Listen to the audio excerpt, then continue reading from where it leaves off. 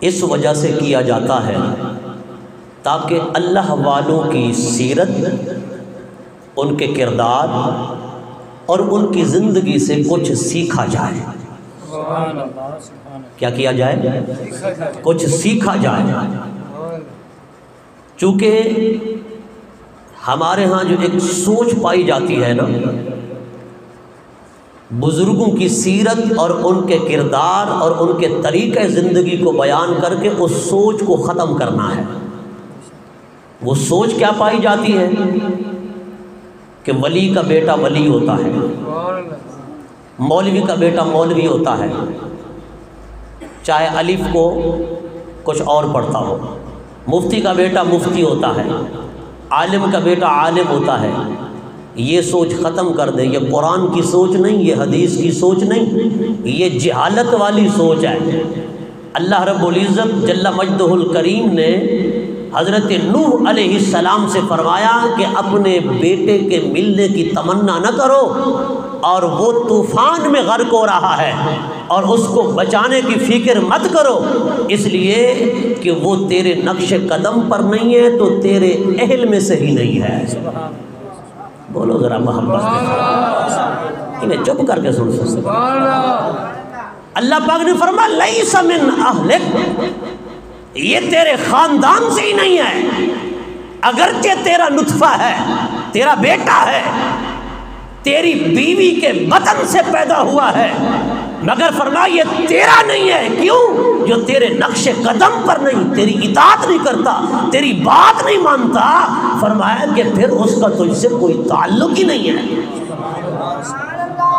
تو یہ دیکھ لیا کریں ذرا کہ آبا و اجداد کی زندگی کیسی خوبصورت ہے، اور ان کی زندگی کے کیا کہنے۔ میں ابھی بیان کر رہا تھا کہ حضرت سیدنا بہاول حق زکریا ملتانی رحمت اللہ تعالی علیہ، جن کو شیخ الاسلام کے لقب سے ملقب کیا گیا، جن کا ایک بہت بڑا ادارہ اور جامعہ بھی تھا خانقاہ عالیہ کے قریب، آپ فرماتے ہیں میں نے ظاہری علوم حاصل کرنے کے بعد، ظاہری علوم بھی پڑھے، ظاہری علوم پڑھنے کے بعد 20 سال مجاہدہ کیا، ریاضت کی، محنت کی۔ فرمایا کہ اس مجاہدے، ریاضت اور محنت کا عالم یہ تھا، فرماتے ہیں کہ 20 سال تک رات کو قیام کرتا اور دن کو روزہ رکھتا۔ اگر ہم روزہ رکھیں تو شام کو افطار کے وقت کیا کنڈیشن ہوتی ہے، کیا کیفیت ہوتی ہے، ہر کسی کو پتہ ہے، جو روزہ رکھتا ہے اسے پتہ ہے۔ حضرت شیخ الاسلام باول حق کے والدین ابو محمد زکریا ملتانی رحمت اللہ علیہ، آپ فرماتے ہیں میں نے 20 سال تک روزے رکھے، ایک دن بھی ناغہ نہیں کیا۔ فرماتے جب افطار کرتا تھا ایک چھٹانگ پانی ہوتا تھا اور ایک چھٹانگ کھانا ہوتا تھا، ایک چھٹانگ پانی اور ایک چھٹانگ کھانا، قوت لا یموت تھی۔ فرمایا کہ 20 سال مجاہدہ کیا، جب پہنچے اپنے شیخ الشیوخ حضرت سیدنا شہاب الدین سہروردی رحمت اللہ علیہ کی خدمت میں، شیخ نے ایک نگاہ ڈالی تو پھر سارے راستے طے کرا دیے، حجابات اٹھا دیے ایک ہی نگاہ سے۔ کیوں؟ کامل تو پہلے بن کر گئے تھے، پھر انہوں نے نگاہ ڈالی تو اکمل بنا دیا، نگاہ ڈالی تو اکمل بنا دیا۔ آج بکرے کھا کر بھی کہتے ہیں شیخ اکمل، بولو ذرا اونچی آواز سے محبت کے ساتھ، جی شیخ اکمل، کامل کی یہاں جگہ نہیں ہے، شیخ اکمل۔ حضرت سیدنا امام العارفین، سید الواصلین، قدوۃ الاولیاء، شیخ المشائخ، سید السادات، حضرت داتا گنج بخش علی حجویری لاہوری رحمت اللہ تعالی علیہ، جن کا وصال بکمال بھی سفر المظفر کے مہینے میں ہے، آپ نے بھی اپنی زندگی کا آغاز ظاہری علوم سے فرمایا تھا۔ کس سے فرمایا تھا؟ ظاہری علوم سے۔ ظاہری علم کوئی بھی اللہ کا ولی، جتنے آپ بڑے بڑے اولیاء کاملین جانتے ہیں، ان سب کی زندگیوں کو پڑھیں آپ، انہوں نے پہلے ظاہری علم پڑھا ہے، پھر باطنی علم پڑھا ہے۔ آج تو ڈائریکٹ کہتے ہیں کہ ہم جست لگائیں اور کود جائیں، ظاہری علم کو چھوڑ کر باطنی علم تک پہنچ جائیں۔ ایسے کوئی نہیں پہنچ سکتا۔ اگر کوئی ایسی کوشش کرے گا زندیق ہو جائے گا، بے ایمان ہو جائے گا، مردود ہو جائے گا۔ جتنے بھی اولیاء اللہ گزرے ہیں سارے پہلے قرآن، حدیث، فقہ، ظاہری علم پڑھتے رہے، پھر انہوں نے جا کر سلوک کے راستے طے کیے اور باطنی علم پڑھا۔ پہلے طالبان شریعت بنے، پھر سالکان طریقت بنے۔ پہلے طالبان شریعت، پھر سالکان طریقت۔ اللہ اکبر، یہ ہمارے اسلاف کی زندگی۔ لوگ جاتے ہیں نا حضرت سخی شہباز قلندر رحمۃ اللہ علیہ کے عرس پر، دیکھ رہے ہوتے ہیں آپ کیا کیفیت ہوتی ہے جانے والوں کی، جی، جنہیں ایک وقت کی نماز بھی نصیب نہیں ہوتی، جی، قرآن پاک کی ایک آیت کا پتہ بھی نہیں ہوتا، حضور کی سنت کا نام و نشان بھی نہیں ہوتا۔ میں کہتا ہوں ہمارے بزرگوں کا عجیب چہرہ کیوں پیش کیا جاتا ہے، اور یہ جانے والے بتاتے ہیں اور دیکھنے والے کہتے ہیں کہ شاید حضرت سخی شہباز قلندر رحمت اللہ تعالی علیہ کی اپنی زندگی بھی کچھ اس طرح تھی، ان کی اپنی زندگی بھی کچھ اس طرح تھی۔ یہ ایک بھیانک تصویر پیش کی جاتی ہے صوفیاء کی، ہمارے اسلاف کی، اولیاء کاملین کی، اللہ والوں کی، ان برگزیدہ ہستیوں کی۔ آپ دیکھو، یہی علم و عرفان کے مرکز، ملتان علم و عرفان کا مرکز بنا بغداد کے بعد، پھر ملتان کے بعد علم و عرفان کا مرکز بنا اوچ شریف۔ اب وہ علم و عرفان کے مراکز جن کو دنیا عروس البلاد ملتان کے نام سے یاد کرتی تھی، یا جنہیں دنیا مدینۃ الاولیاء اوچ شریف کے نام سے یاد کرتی تھی، بتاؤ وہ کہاں ہیں؟ ہمارے اسلاف کی بھیانک اور غلط تصویر کیوں پیش کی جاتی ہے؟ حضرت سخی شہباز قلندر رحمۃ اللہ تعالی علیہ بہاؤالدین زکریا ملتانی سہروردی رحمۃ اللہ علیہ کے مزار پر جو مدرسہ تھا، آپ اسی مدرسے کے صدر مدرس تھے، شیخ الحدیث تھے۔ بولو ذرا اونچی آواز لا، سنیو ذرا یہ چہرہ بھی پیش کیا کرو۔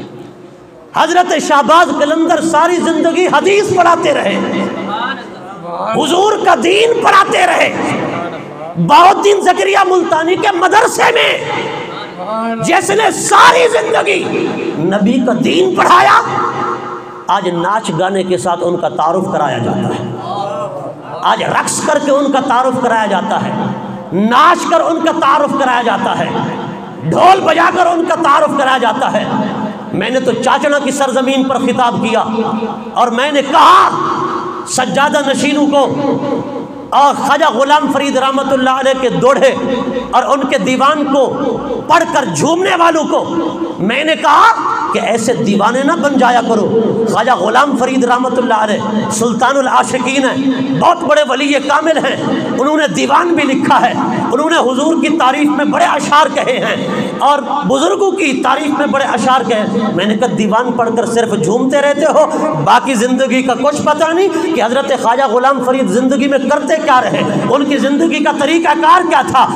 آپ کی زندگی کا پڑھو، آپ کی سیرت کو پڑھو، پتہ چل جائے گا۔ میں نے کہا خواجہ غلام فرید نے صرف دیوان ہی نہیں لکھا، اسی چاچڑا کی سرزمین پر بیٹھ کر مشکات المصابیح بھی پڑھائی ہے، شرح اللہ جامی بھی پڑھائی ہے۔ جو علم سے پیار کرتا ہے اونچا بولے بلند آواز کے ساتھ۔ جس مشکات کو کوئی پڑھے بغیر عالم نہیں بنتا، جامی کو پڑھے بغیر کوئی عالم نہیں بنتا۔ یہ کتابیں سلطان العاشقین نے اپنے چاچڑا کے مدرسہ میں خود پڑھائی ہیں۔ میں نے کہا جس کی زندگی کے لمحات اس طرح ہوں، چند دوڑے پڑھ کے ان کی زندگی کو مسح کیا جاتا ہے، ان کی حیات کو بدل دیا جاتا ہے، ان کی غلط تصویر پیش کی جاتی ہے۔ میں نے کہا خدا را سنیو، اپنے اسلاف کی سیرت کو بدل کر ان کی غلط صورتیں پیش نہ کرو۔ یہ وہ اللہ والے ہیں جنہوں نے ساری زندگی دین پڑھا بھی ہے، دین پڑھایا بھی ہے۔ یہ وہ پہلو ہے اللہ والوں کا جس پہلو کو دبایا گیا، جس پہلو کو دبایا گیا۔ یہ ناچنے والے، اصل پتہ ہے کیا، یہ جو ناچنے والے ہیں، رقص کرنے والے ہیں، یا ڈھول ڈھمکے والے ہیں جی، یہ جو دوسرا رخ میلے ٹھیلے والے جی، ارے میلے کو کیا مطلب اللہ والے سے ہیں؟ میلے کا کیا تعلق اللہ کے ولی سے؟ یہ جی میلہ ہو رہا ہے۔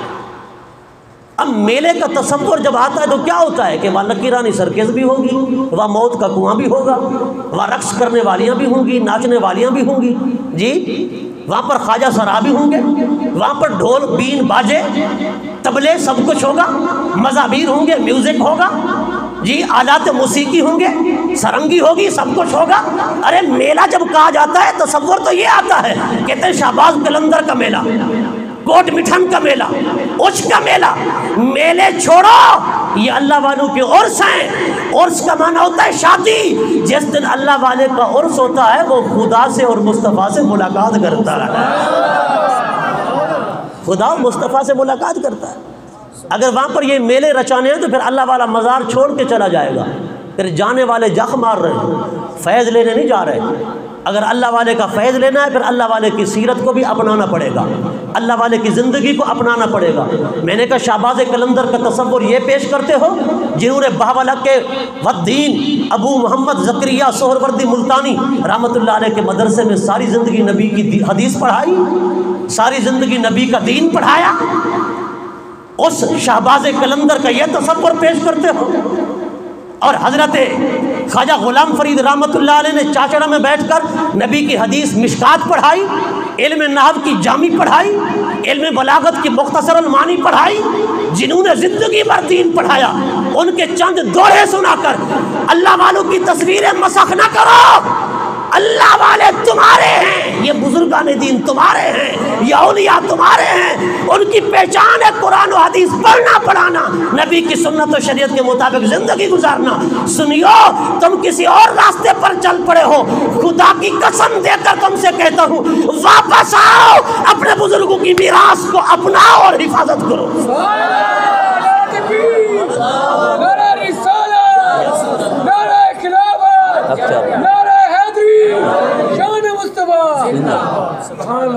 واپس آؤ، کدھر مارے مارے جا رہے ہو؟ کس کھائی میں گرنا چاہتے ہو؟ کس گمراہی کے گڑھے میں اپنے آپ کو ڈالنا چاہتے ہو؟ اور یا رسول اللہ کہنے والوں آنکھیں کھولو، اللہ والے یہ نہیں کرتے رہے، یہ اولیاء یہ نہیں کرتے رہے، یہ بزرگان دین یہ کچھ نہیں کرتے رہے۔ جو کچھ آج ان کے مزارات پر ان کے نام سے منسوب کر کے کیا جا رہا ہے یہ کچھ نہیں کیا جا رہا تھا۔ اللہ والے نے ساری زندگی کیا کیا ہے؟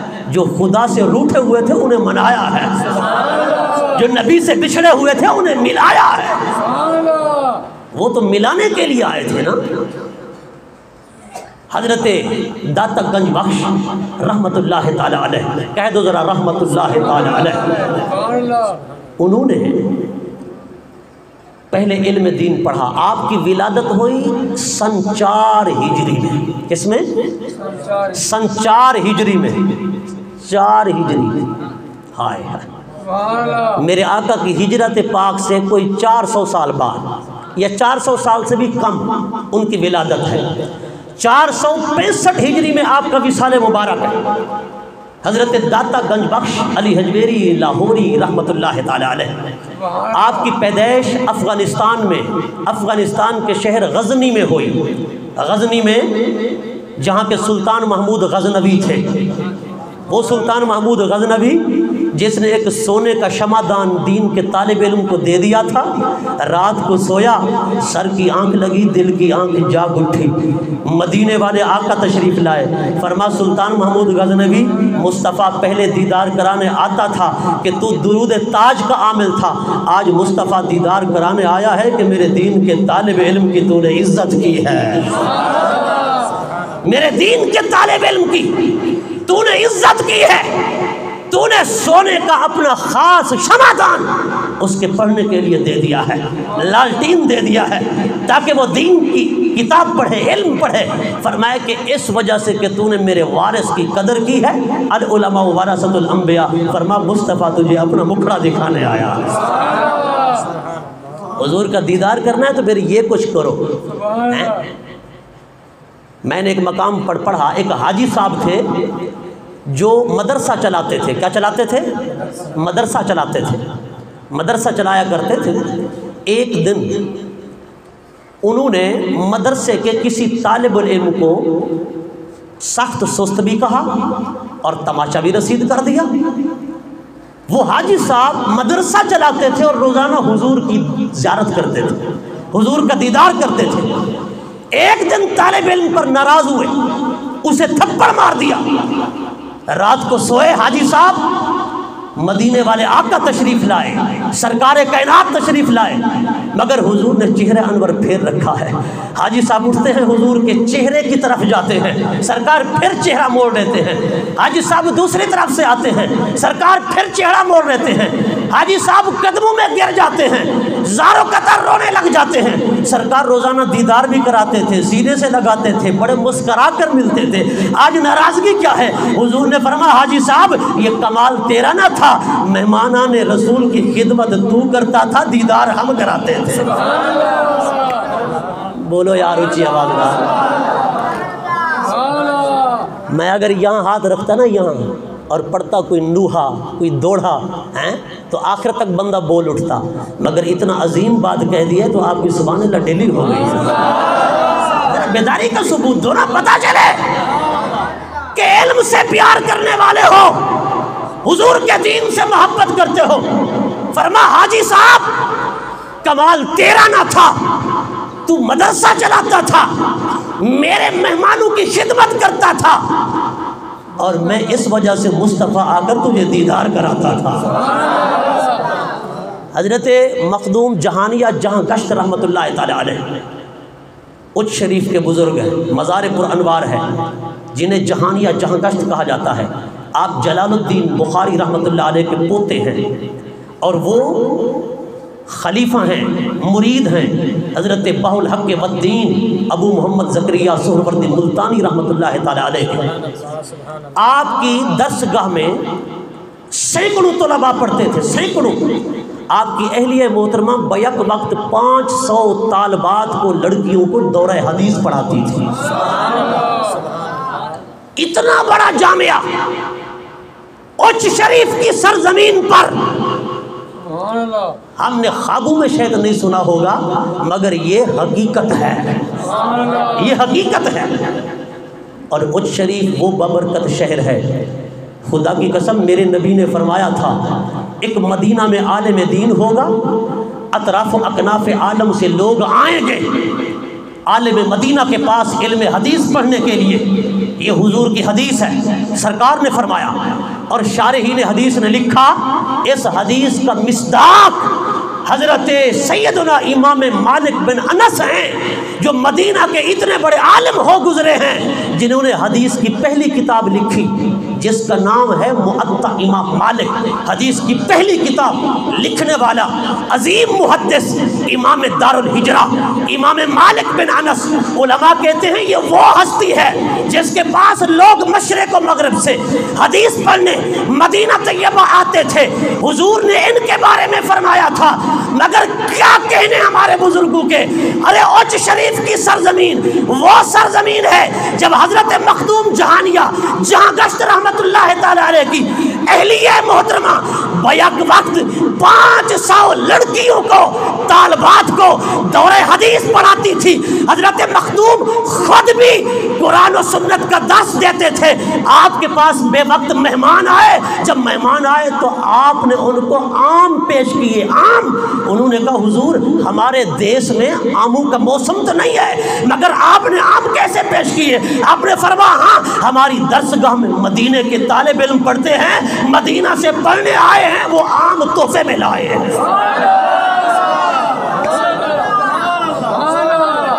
یہ وہ ہمارے بزرگ جن کے پاس مدینے سے پڑھنے کے لیے لوگ آتے تھے، وہ اچ شریف جو مدینہ الاولیاء ہے۔ حضرات گرامی، ہمارے بزرگوں نے زندگی بھر علم پڑھا اور پڑھایا. ان کی درسگاہ میں ایک طالب علم سے ٹوٹ گیا پیالہ.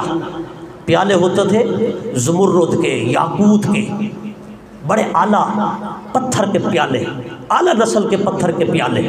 ان پیالوں کے اندر دودھ پیش کیا جاتا تھا.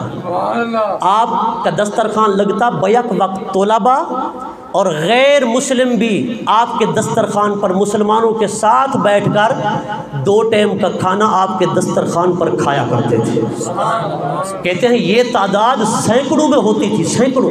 طلباء بھی اور غیر مسلم، نادار، فقیر، مفلس، جن کا کچھ نہیں ہوتا تھا، وہ یہاں دسترخوان پر کھانا کھاتے.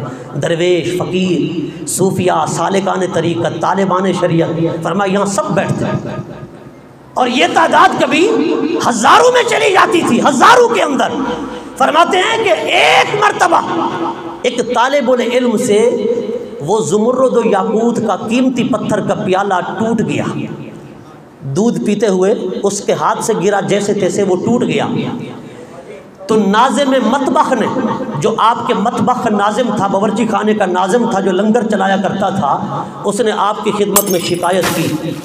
تو شیخ کریم حضرت مخدوم جہان یا جہانگشت رحمۃ اللہ تعالی علیہ، آپ نے فرمایا کہ اس طالب علم کو کچھ نہ کہنا کہ کہیں اس کا دل نہ ٹوٹ جائے، وہ پڑھائی سے بد دل نہ ہو جائے، وہ نبی کا دین سیکھنے سے بد زن نہ ہو جائے، بد دل نہ ہو جائے. ہائے ہائے، کبھی ہم نے سوچا دین کے طالب علم کو بد زن کریں گے، بد دل کریں گے تو کتنا بڑا نقصان ہوگا.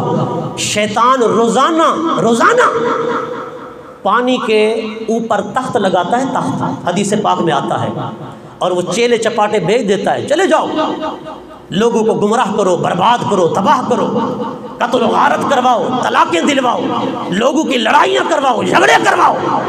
شیطان کے چیلے چلے جاتے ہیں. جب وہ واپس آتے ہیں شیطان تخت لگاتا ہے پانی پر.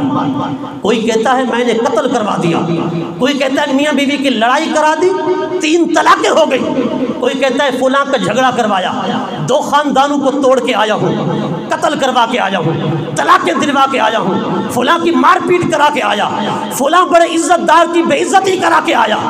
شیطان کہتا ہے ٹھیک ہے بیٹھ جا، تو ٹھیک ہے بیٹھ جا، تو ٹھیک ہے بیٹھ جا. ایک کہتا ہے میں دین کے طالب علم کو بد دل کر کے آیا ہوں، آج کے بعد مدرسے نہیں جائے گا، قرآن نہیں پڑھے گا، حدیث نہیں پڑھے گا. وہ کہا لگاتا ہے، زور سے ہنستا ہے، جیسے کوئی فتح یاب ہو کر ہنستا ہے نا، وہ فتح یاب ہو کر کاکا لگاتا ہے، ہنستا ہے اور ہار اٹھاتا ہے اور کہتا ہے قریب آ جا. وہ قریب آتا ہے، اس کے گلے میں ہار ڈالتا ہے اور اسے سینے سے لگاتا ہے، کہتا ہے شاباش، جو کام تو نے کیا ہے ایسا کام کسی نے نہیں کیا ہے، جو کام تو نے کیا ہے. وہ کہتا ہے کیوں؟ کہا 6 ہتھیار ہیں میرے خلاف جو نبی نے دیے ہیں. 6 ہتھیار ہیں میرے خلاف جو مجھے تلوار سے زیادہ کاٹتے ہیں، چھری سے زیادہ تیز ہیں، آگ سے زیادہ سخت ہیں، وہ مجھے کاٹتے رہتے ہیں. 6 ہتھیار جو نبی نے دیے اپنی امت کو. ان 6 ہتھیاروں میں 2 ہتھیار یہ ہیں کہ جو بندہ اعوذ باللہ پڑھ لے یا بسم اللہ پڑھ لے. اعوذ باللہ اور بسم اللہ یہ 2 ہتھیار ایسے ہیں جو جب پڑھتا ہے اسی وقت مجھے قتل کرتا ہے، اسی وقت مجھے مارتا ہے. حضرات گرامی صرف اعوذ باللہ بسم اللہ پڑھ لے، سیکھ جائے، شیطان کا ہتھیار ہاتھ آ گیا. وہ جس نے پورا قرآن پڑھا ہو، جس نے حدیث پڑھی ہو، جس نے نبی کا دین پڑھا ہو، صرف خود نہیں پڑھا اور سینکڑوں ہزاروں کی ہدایت کا سبب بن گیا.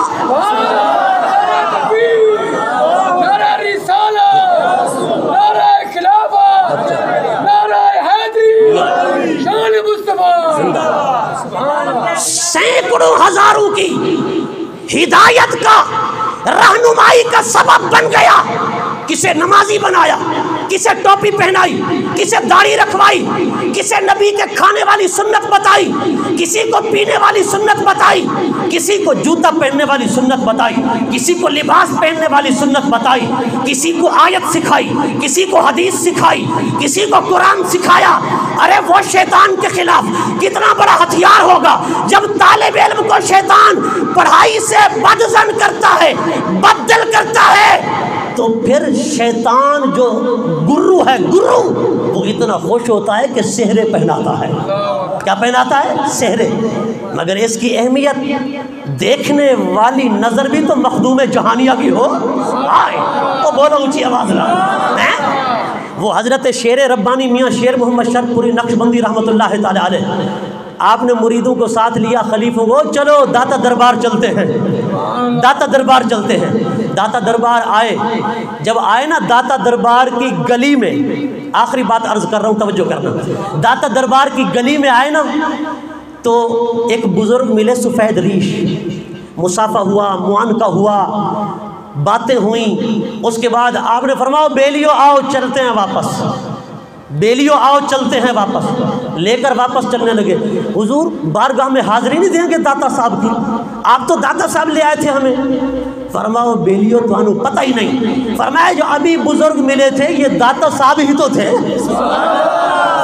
جن کی تم نے زیارت کی، ملاقات کی، یہ داتا صاحب ہی تو تھے۔ فرمایا کہ داتا صاحب کو دیکھنے کے لیے نگاہ بھی تو شیر ربانی کی چاہیے،